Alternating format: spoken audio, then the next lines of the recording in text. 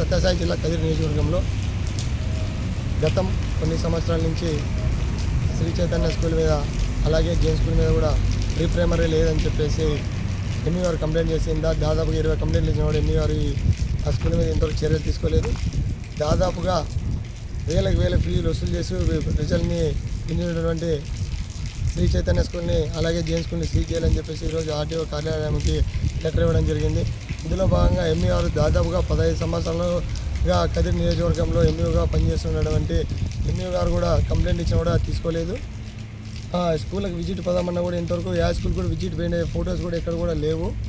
ఏమన్నా స్కూల్ మీద కంప్లైంట్ ఇస్తే వాళ్ళకి ఫోన్ చేసి ముందుగానే వీళ్ళు ఇట్లా కంప్లైంట్ ఇచ్చారు, మీరు కొంచెం సర్దుకొని బాగుపోండి అని చెప్పేసి వాళ్ళకి తెలియజేసిన పాఠాలు చెప్తున్నారు సారు.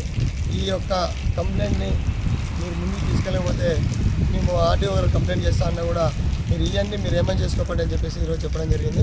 అందులో భాగంగా ఈరోజు ఆర్టీఓ గారు కూడా మేము కంప్లైంట్ ఇవ్వడం జరిగింది. ఈరోజు ఎంఈఓ గారి మీద కూడా మీరు చర్యలు తీసుకోకపోతే జిల్లా మొత్తం కూడా ఆందోళన కార్యక్రమాలు చేస్తామని చెప్పేసి నేషనల్ స్టూడెంట్ యూనియన్ ఆఫ్ ఆధ్వర్యంలో తెలియజేస్తున్నాం.